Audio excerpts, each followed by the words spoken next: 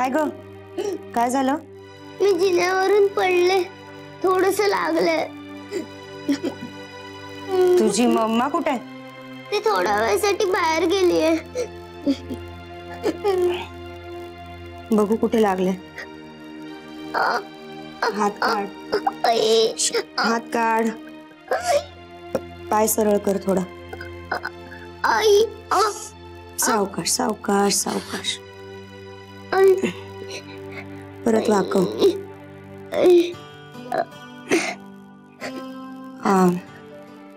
चल वर, मी औषध लावून देते तुला.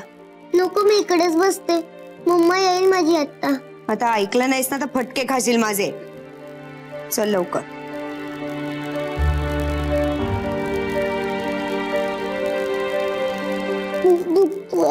हो बाळा हो. बस येते. थांबा, मी आले, औषध लावूयात.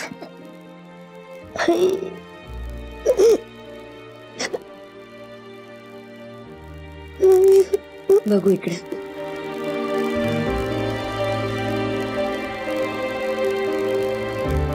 हा पाय इकडे का. सरळ कर थोडा थोडा. हो बाळा हो, बरं वाटणार आता. हा खूप दुखतोय. हो. आई ग.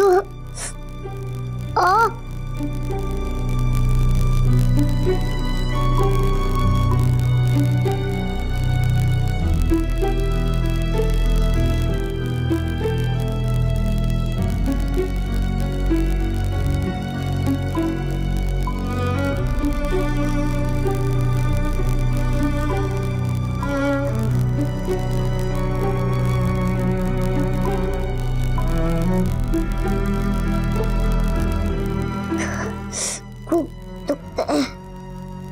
झालं बाळा.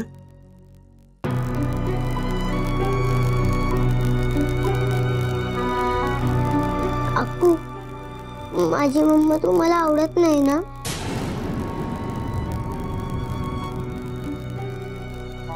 हे बघ, आपण आता औषध लावलं ना, मग सूज पण कमी होईल आणि दुखायचा पण थांबेल. आलू नकोस बघ. नको, मी जाते. आर्या, उभी आला ना तर त्याला सांगायचं मी अजिबात खेळायला येणार नाहीये. मला लागलंय आणि मी एकाच जागी बसून खेळणार आहे. पाहिजे तर इथेच बसून खेळा. हा, गडबड करायची नाही, आराम करायचा आता. तू पडून राहा, मी आलेच. नको, मी जाते. आर्या, फटके खायचे का आता माझे? थांब इथेच, मी येते. सत्यजितराव असं काय वागतील यावर माझा विश्वासच बसत नाही. पण माझ्यावर तरी विश्वास आहे ना तुझा काका? काय बोलतेस तू मनू? खरं तेच बोलते. मी त्या घरात गेले तेव्हा ती प्रिया नावाची बाई सत्यजितच्या नावाचं मंगळसूत्र घालून सून असल्याच्या थाटात मिरवत होती. काय? सत्यजितराव कुठे होते तेव्हा? माहित नाही मला. म्हणजे? अरे म्हणजे काय म्हणजे? मी फार काळ तिथे थांबूच शकले नाही. त्या बाईला बघितलं आणि माझी तळपायाची आग मस्तकात गेली. मनू अगं असं का वागलीस तू? थोडा वेळ थांबायचं, शहानिशा करून घ्यायची होती. काका प्लीज प्लीज, आता मला असं सांगू नकोस की ती बाई त्या घरात घुसून सगळं नाटक करत होती. हे बघ, मी असं तुला काही सांगण्याचा प्रयत्न करत नाही, पण तू हे जे काही सांगतेस ना ते माझ्या बुद्धीच्या पलीकडचं आहे. यांची प्रत्येक गोष्ट बुद्धीपलीकडचीच असते.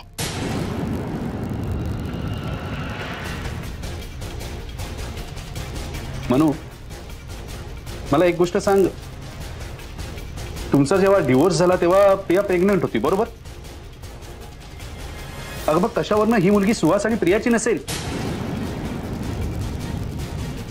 मला एवढंच कळतंय की मीच मूर्ख आहे. मीच मूर्ख आहे. माझीच चूक आहे सगळी. त्या दिवशी हे घरी आले आणि त्यांच्या गोड गोड बोलण्याला बळी पडले मी. त्यांच्या आजपर्यंतच्या सगळ्या चुका पोटात घातल्या मी.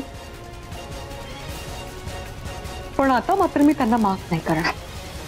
खरंच माफ नाही करणार. काय हक्क आहे त्यांना माझ्या आणि शुभ्राच्या आयुष्यात पुन्हा येण्याचा? स्वतःचा सुखी संसार सुरू असताना 7 वर्षानंतर पुन्हा माझी लेक म्हणून शुभ्राच्या आयुष्यात येण्याचा, तिच्याशी गोड गोड बोलण्याचा, जवळीक साधण्याचा काय हक्क आहे त्यांना? आई प्लीज चिडू नकोस, पण प्लीज मला एकदा बाबांना भेटायचंय. शुभ्रा प्लीज, मी तुला शेवटचं सांगते, पुन्हा त्या माणसाचं नाव माझ्या समोर घ्यायचं नाहीस हं? आणि जर तुला त्यांच्याशी भेटायचं असेल, बोलायचं असेल तर मला आई म्हणायचं नाही, कळलं?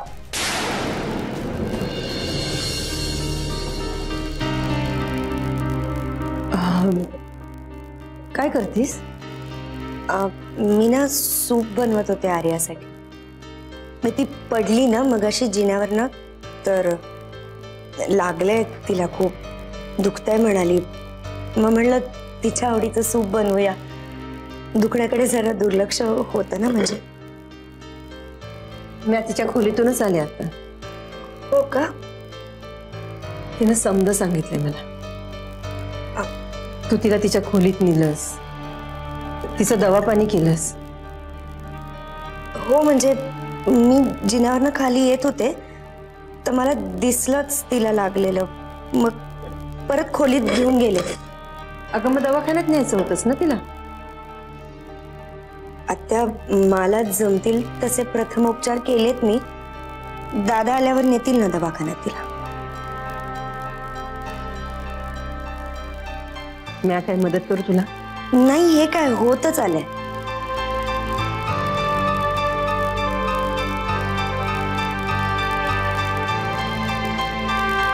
असं काय बघताय आत्या माझ्याकडे?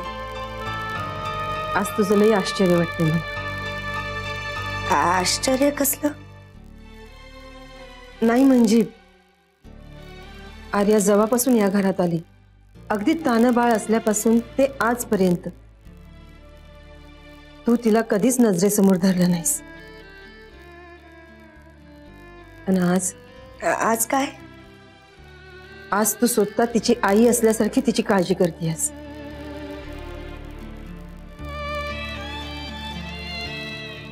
तुझं हे रूप बघून मला आश्चर्य वाटते. नाही, त्यात आश्चर्य वाटण्यासारखं काही नाही आत्या. सुरुवातीपासून माझं जे मत होतं तेच आजही आहे. म्हणजे मला मान्य आहे की मी कधीच आर्याला म्हणावं तसं प्रेम दिलं नाही, किंवा कधी स्वतःहून तिचा लढाई लावून घेतला नाही. पण त्याच्या मागची कारणं सगळ्यांना माहिती आहे. माझ्या मनातली भीती तर खरी झाली आता.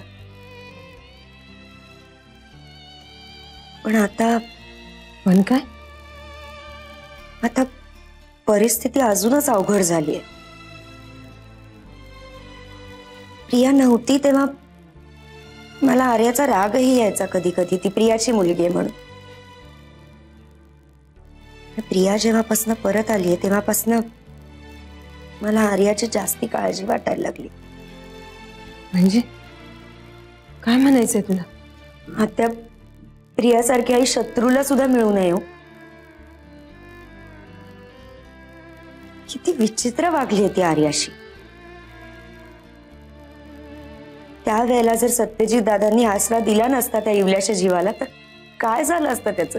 विचार केला तरी अंगावर काटा येतो. खरंय तुझं. सत्यानं त्या पोरीला जीवदान दिलंय. आता अर्धवट वयात आहे हो ती मुलगी.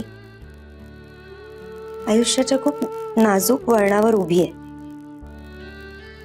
आणि आता जर प्रियाच्या कारस्थानांमध्ये ती भरडली गेली ना तर आयुष्य उद्ध्वस्त होईल त्या मुलीचं. नाही, असं काय बी होणार नाही याची खात्री आहे मला. आणि आपण समजे आहोत ना, आपण आपल्या परीने समजे प्रयत्न करूया. आर्याचं काय बी वाईट होणार नाही याची काळजी घेऊया. हो बरोबर. मी सूप घेऊन जाते तिच्यासाठी. नेत्रा, आज अगदी मनापासून मला तुझं कौतुक करावं असं वाटतंय. तुला समद्यांचीच काळजी आहे. आत्या, त्या लहानशा जीवाबद्दल माझ्या मनात आकस कधीच नव्हता. भीती होती, ती खरी सुद्धा ठरली. आणि आता मी जे काही करतेय ते सगळं करणं कर्तव्य आहे माझं. काय नाही तर नुसतं कर्तव्य म्हणून माणूस कोणासाठी एवढं करत नाही. त्याच्यासाठी मनात प्रेम असावं लागतं. आणि ते प्रेम मला तुझ्यात दिसते. मी आले, तिला सूप देऊन येते, नाही तर उपाशीच झोपेल.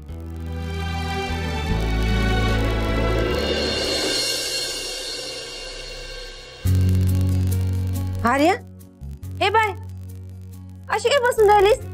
आपल्याला जायचं ना डान्स क्लासला. अगं ऐकतीस ना व? आणि हे बघ, ऍक्टिंग मध्ये कसं तुला बक्षीस मिळालं ना, तसं डान्स मध्ये बी बक्षीस मिळायला हवं. कळलं का? चल उठ, जाऊया. मला नाही जायचंय. का नाही जायचं? अगं तूच तर म्हणली होतीस ना मला डान्स क्लासला जायचंय, डान्स क्लासला जायचंय, म्हणून तर घातला आपण तुला डान्स क्लासला. सांगितलं ना मला नाही जायचंय. चल आवर बघू लवकर. तुझी बॅग भरली, पाण्याची बाटली भरली, आणि सोडायला मी येते ना, आणि न्यायला तुझा बाबा येणार. आणि जो काही हट्ट करायचा असेल ना तर तुझ्या बाबाकडे कर. आईस्क्रीम माग, पिझ्झा माग. मी नाही येणार त्यांच्यासोबत. मला नाही बोलायचं त्यांच्याशी. का? का नाही बोलायचं? मग तुला न्याय कोण येणार? मम्मा येईल माझी. मी तुला सांगितलं ना वा, तुझा बाबा तुला न्याय येणार. मी बोलली ना मला नाही बोलायचं त्यांच्याशी. अगं असं काय घोडं मारलंय या बाबांनी तुझं की तुला त्यांच्याशी बोलायचं नाही? किती प्रेम करतो तो तुझ्यावर. प्रेम करतात ना, मग मम्माशी असे का वागतात ते? आणि ती बाई आहे ना. आर्या, काय बोललीस तू? कोण बाई? मला कळलंय सगळं आत्याजी. काय कळलं? त्या मंजिरी बद्दल.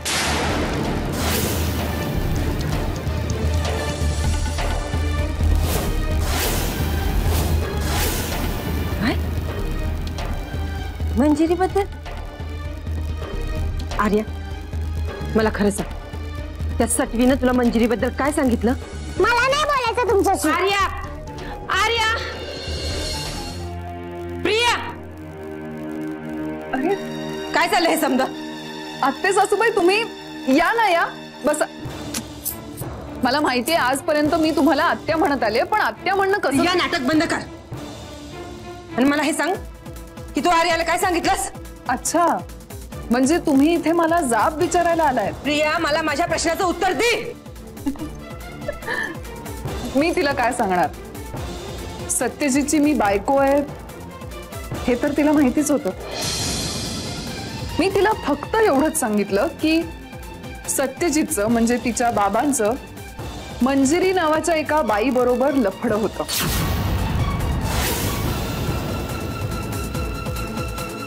मंजिरी नावाच्या सत्यजितने ठेवलेल्या बाईमुळे मला गेली 7 वर्ष या घरापासून लांब राहावं लागलं. आत्या,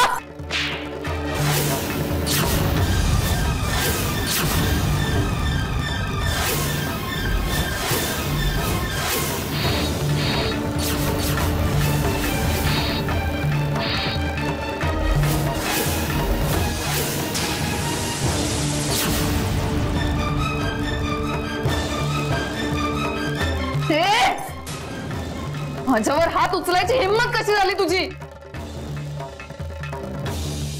असं मी तुला नाही विचारणार, कारण सवय झाले मला मार खायची. पण आता माझी सहनशक्ती संपली.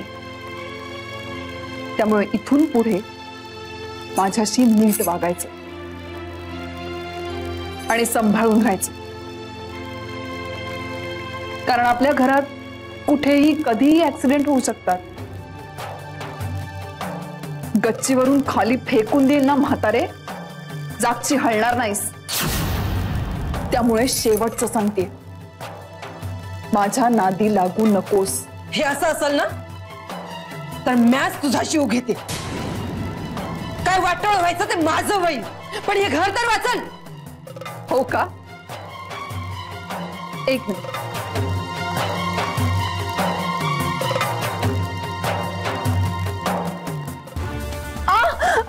नका ना मारू, प्लीज प्लीज नका. मारू नका मला, प्लीज प्लीज प्लीज नका मारू, प्लीज. प्रिया, मी काय गुन्हा केलाय, काय दोष आहे माझा ते तरी सांगा. प्लीज मारू नका मला. प्रिया, प्रिया हे काय करायलीस? तुम्ही का माझ्याशी अशा वागताय आत्या? प्लीज. प्रिया हे काय करायलीस? बऱ्या बोलानं ही समजी नाटक थांबव. मी कुठे नाटक करते? उलट आतमध्ये तुम्हीच मला लाथा बुक्क्याने बडवत होतात. गेली 7 वर्ष माझ्या मुलीपासून मला वेगळं ठेवलं तुम्ही. का केलं तसं? आणि आता काय हवंय तुम्हाला? प्लीज मी हात जोडते, हवं तर पाया पडते तुमच्या. प्लीज. काय नाटक करायलीस ग हे? आता डोसक्यावर पाणी जायला लागलंय माझ्या. नको ओरडूस माझ्या मम्माला. वाचलो का? मी नाही होणार. आर्या, या बाईसाठी तू मध्ये पडू नकस. का नको पडू? मम्मा आहे ती माझी. नको बाळा, तू आतमध्ये जा, नाहीतर या तुला सुद्धा मारतील. जा, तू नको रडू. नाही मम्मा. प्रिया, आर्या, या बाईचं काय बी ऐकू नकस. आत्याजी, मम्मा आहे ती माझी. तू मारलंस माझ्या मम्माला. अगं म्या नाही मारलं, म्हणजे ते काय ते काय? घ्या ना याची शपथ आणि सांगा खरं, मारलात ना तुम्ही मला? अगं आर्या, मला या घरात कोणाशी बोलायचं नाहीये. मम्मा तू पण नको बोलूस. रात्री बाबा आले की आपण बोलू त्यांच्याशी. तुम्ही सगळं वाईट आहात. चल मम्मा तू आतमध्ये.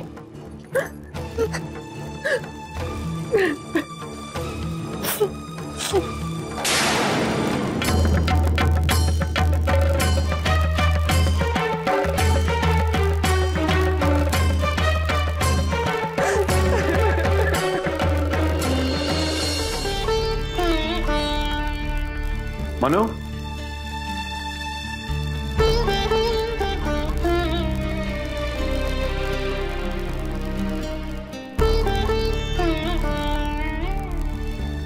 मनू,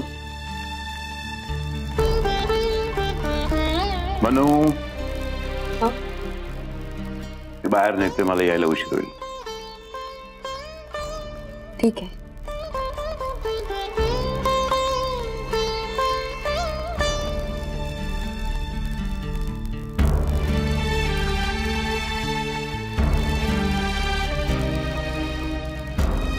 हे बघ मनू, जास्त विचार करू नकोस. आयुष्यात असे काही प्रसंग असतात की ते घडतातच, त्याला पर्याय नसतो.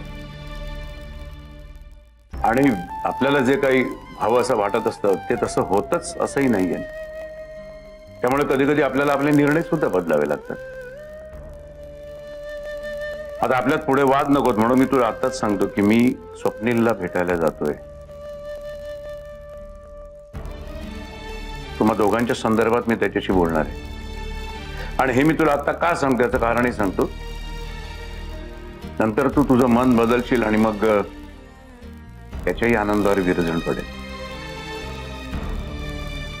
विरजण तर माझ्या आयुष्यावर पडलंय बाबा. हेच तर मला दूर करायचंय. स्वप्नील 7 वर्ष तुझ्यासाठी थांबलाय. त्याचं प्रेम आहे तुझ्यावर. तुला आवडतेस. ठीक आहे, तुम्ही म्हणाल ते मान्य आहे मला. हे बघ, केवळ मला वाटतंय म्हणून तू असं काही करू नकोस. तुला काय वाटतंय हे सुद्धा महत्वाचं आहे.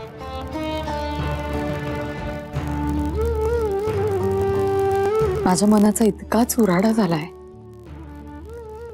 की मला कशाचं काहीच वाटत नाही. स्वप्नीलच काय, तुम्ही म्हणाल त्या मुलाशी लग्न करायला तयार आहे मी. असं का बोलतेस म्हणून? स्वप्नील खरंच चांगला मुलगा आहे. मला तरी तो तुझ्यासाठी खूप योग्य वाटतं, पण म्हणून मी त्याला लादणार नाहीये तुझ्यावर. एकदा केलेली चूक मी पुन्हा करणार नाहीये. माझं काहीच म्हणणं नाहीये बाबा. माझ्या आयुष्याचे सगळे निर्णय मी तुमच्यावर सोपवलेत.